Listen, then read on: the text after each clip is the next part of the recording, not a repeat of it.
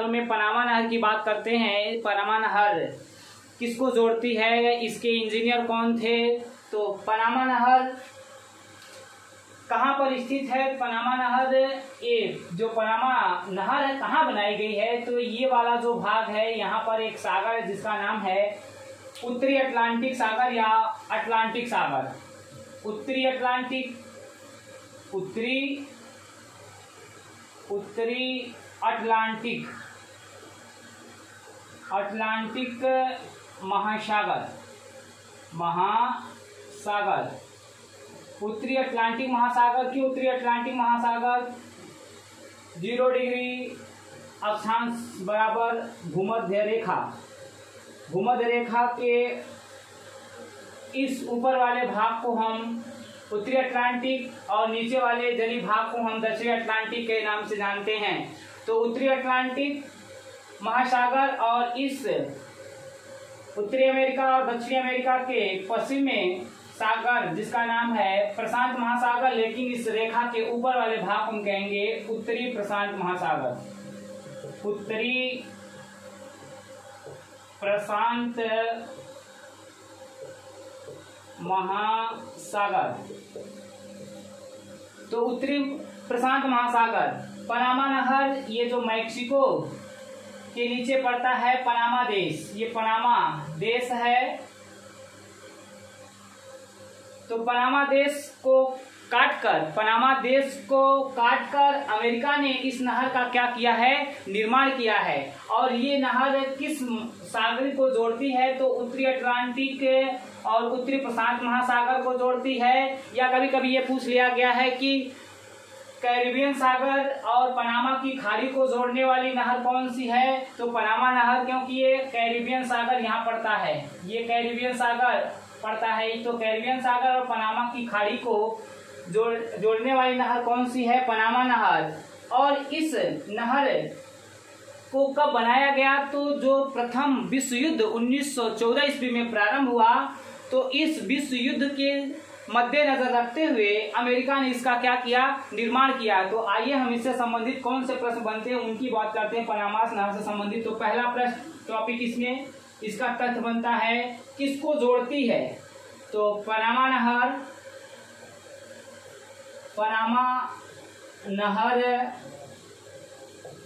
उत्तरी अटलांटिक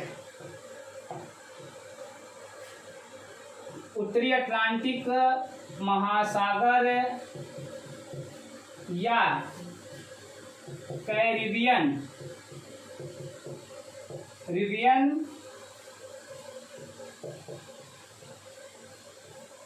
सागर को उत्तरी प्रशांत महासागर या पनामा की खाड़ी को जोड़ती है।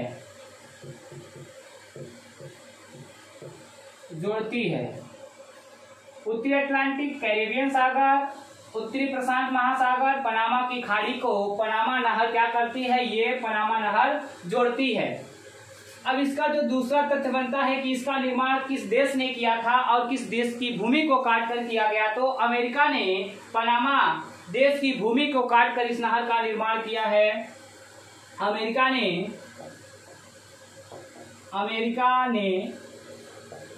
ने पनामा देश की भूमि को काटकर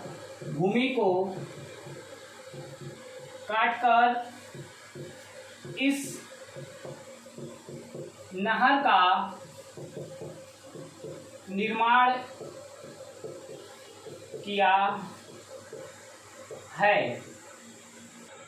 और इस नहर का सबसे पहले बनाने का विचार किसने दिया था कि यहाँ पर पनामा नहर बनाने से अमेरिका के 2 शहरों न्यूयॉर्क और सैन फ्रांसिस्को की दूरी की बचत होगी। यानी इस नहर के बनाने का सबसे पहले विचार किसने दिया था? पनामा नहर बनाने का बनाने का सबसे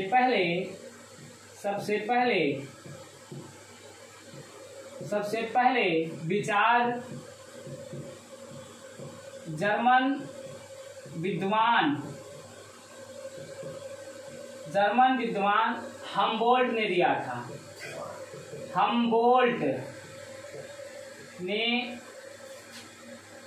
था।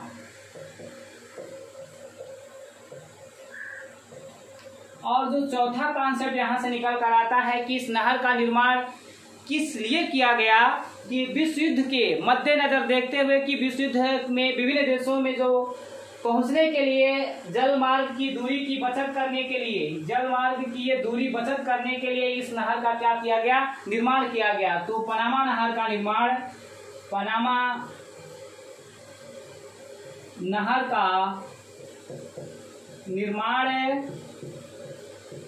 1914 ईस्वी में प्रारंभ किया गया, लेकिन इसे 1918 ईस्वी में पूर्ण किया गया। इस नहर की लंबाई कितनी है?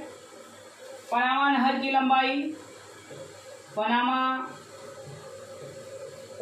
लंबाई 82 किलोमीटर, चौड़ाई 90 किलोमीटर व गहराई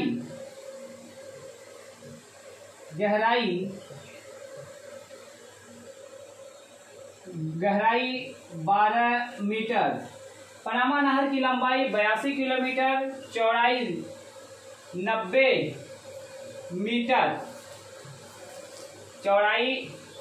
90 मीटर, और गहराई 12 मीटर है। अब इस नहर के बन जाने से किन दो शहरों के बीच की दूरी की बचत हुई, और ये दूरी कितनी बचत हो गई? तो पहले हम अमेरिका के इस न्यूयॉर्क शहर से उत्तरी अटलांटिक महासागर से होते हुए दक्षिणी अटलांटिक महासागर होकर दक्षिणी प्रशांत से होकर उत्तरी प्रशांत में आकर यहाँ अमेरिका के सैन फ्रांसिस्को पहुंचते थे। जो ये दूरी कितनी होती थी? 12,800 किलोमीटर। अब इस नहर के बन जाने से अमेरिका के सैन फ्रांसिस्को और न्यूयॉर्क शहर के बीच की दूरी कितनी कम हो गई? इतनी। तो अब हम सीधे अगला तथ्य निकलता है कि पनामा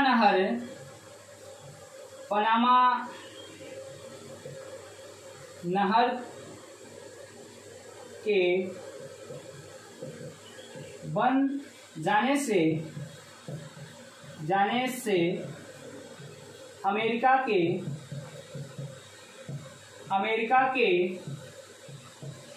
न्यूयॉर्क और सैन फ्रांसिस्को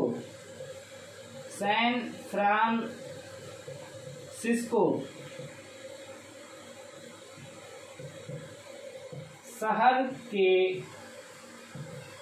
बीच की दूरी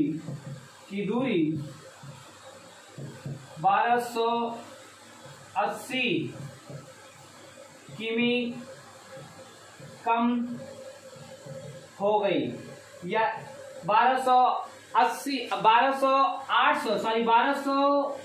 किलोमीटर की दूरी की क्या हो गई? बचत हो गई। अब इसमें ये प्रश्न पूछा जाता है कि पनामा नहर की ये जो प्रशांत महासागर का ये उत्तरी भाग है, इसमें एक बंदरगाह है, वह कौन सा बंदरगाह है?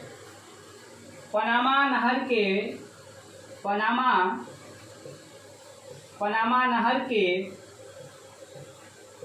के प्रशांत महासागर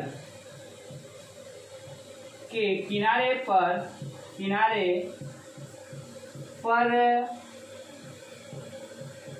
पनामा बंदरगाह है तथा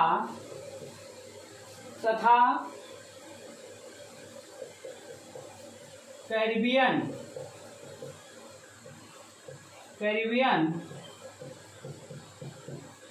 सागर के किनारे कोलोन बंदरगाह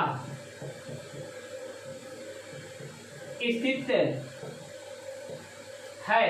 अब हम इससे संबंधित और तथ्य अगले, इस नहर के प्रमुख इंजीनियर,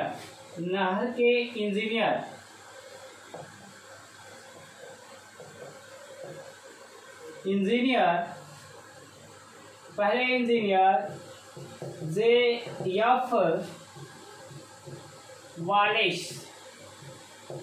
यूएसए के थे। पनामा नहर के प्रमुख इंजीनियर कौन थे? J.F. वालेस थे। ये कहाँ के थे?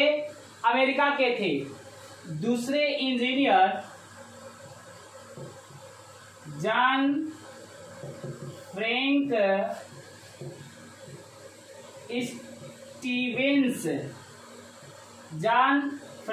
स्टीवेंस, ये पनामा नहर के दूसरे प्रमुख इंजीनियर थे। कहाँ, किस देश के थे? तो अमेरिका के थे। पनामा नहर के तीसरे इंजीनियर कौन थे? तो जॉर्ज वाशिंगटन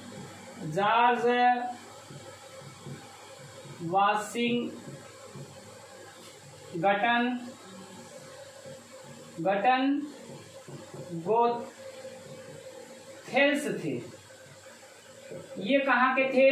यूएसए, अमेरिका के थे। तो पनामा नहर के ये 3 प्रमुख इंजीनियर मिलते हैं। अब बात करते हैं कि पनामा नहर पर पनामा देश का अधिकार कब हुआ। तो पनामा नहर पर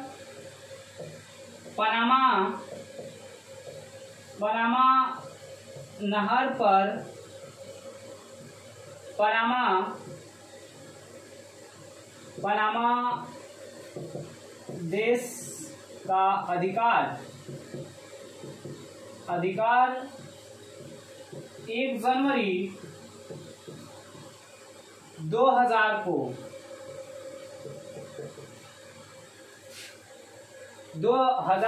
को हुआ।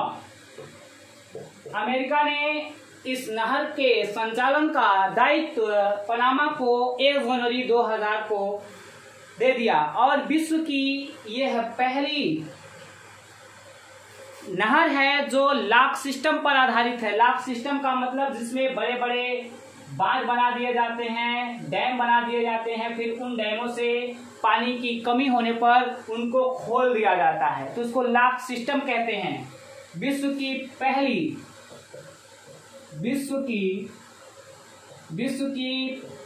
प्रथम लॉक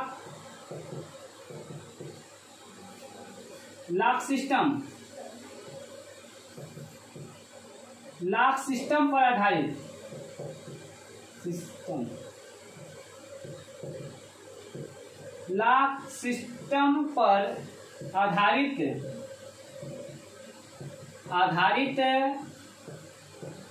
नहर है। विश्व की प्रथम लॉक सिस्टम पर आधारित यह नहर है और लॉक सिस्टम पर 3 बांध बनाए गए हैं। पहला यहाँ बांध है मीरा फ्लार्स लॉक, दूसरा है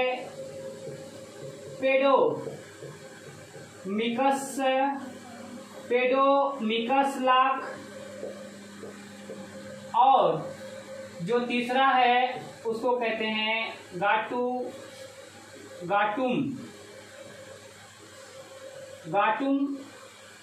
लॉक। ये 3 lock, Miraflores lock, Pedro Miguel lock, Gatun lock, ये 3 बांध या 3 लॉक यहाँ लगाए गए हैं पनामा नहर पर। तो पनामा नहर से संबंधित ये प्रमुख तथ्य मिलते हैं। और हम अगला नहर की बात करेंगे, कील नहर। कील नहर बाल्टिक सागर और उत्तरी सागर को जोड़ती है। इस नहर का निर्माण किस भूमि को काट कर किया गया? तो ये जर्मनी देश की भूमि को काट कर किया गया और इसे 1895 ईस्वी में पूर्ण किया गया। इस नहर के बन जाने से बाल्टिक सागर और उत्तरी सागर के बीच की दूरी कितनी कम हो गई? तो 600 किलोमीटर की दूरी कम हो गई।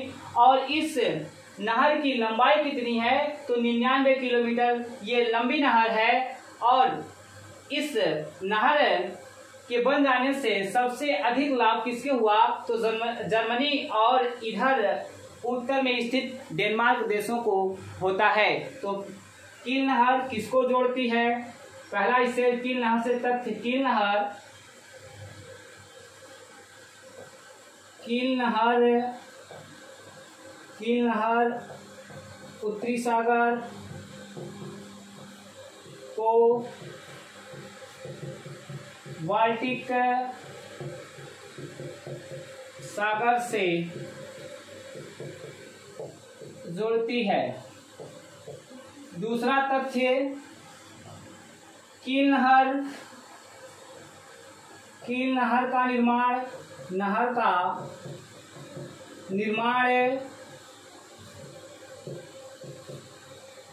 जर्मनी देश की भूमि को काटकर यूके देश, यूनाइटेड किंगडम ने किया है। इस नहर का निर्माण कार्य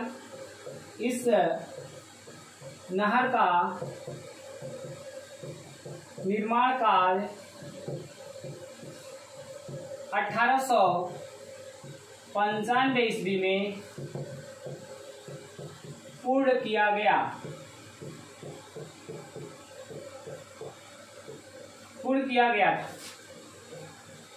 इस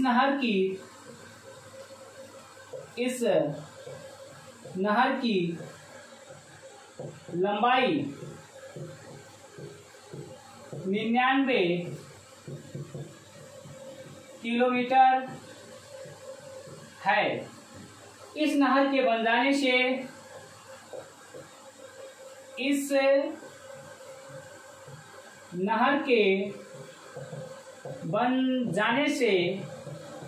जाने से उत्तरी सागर व बाल्टिक सागर के मध्य की दूरी 600 किलोमीटर कम हो गई। इस नहर के बन जाने से उत्तरी सागर और बाल्टिक सागर के मध्य की दूरी 600 किलोमीटर कम हो। मानचेस्टर नहर किसको जोड़ती है? तो यूके के प्रमुख शहर पड़ते हैं जहां पर मैनचेस्टर को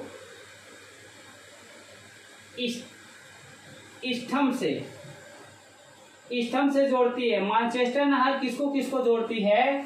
तो मैनचेस्टर को इस्टम से जो नहर जोड़ती है उसको मैनचेस्टर नहर कहते हैं। अब अगली नहर आएगा बकिंघम नहर। देखने में तो बहुत अजीब नाम लगता है। वैसे ये सोचने में लगता है कि ये नहर हमारे देश में नहीं है, दूसरे देशों में स्थित है। लेकिन ये बकिंघम नहर दूसरे देशों में नहीं, भारत में स्थित है। और भारत में कहाँ? जो जली मार्ग 4 है, जली मार्ग यहाँ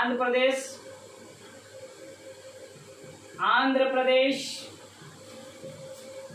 और तमिलनाडु के बीच ये जो जलीय मार्ग है उसे जोड़ने वाली नहर को हम बकिंघम नहर कहते हैं। बकिंघम नहर किसको जोड़ती है?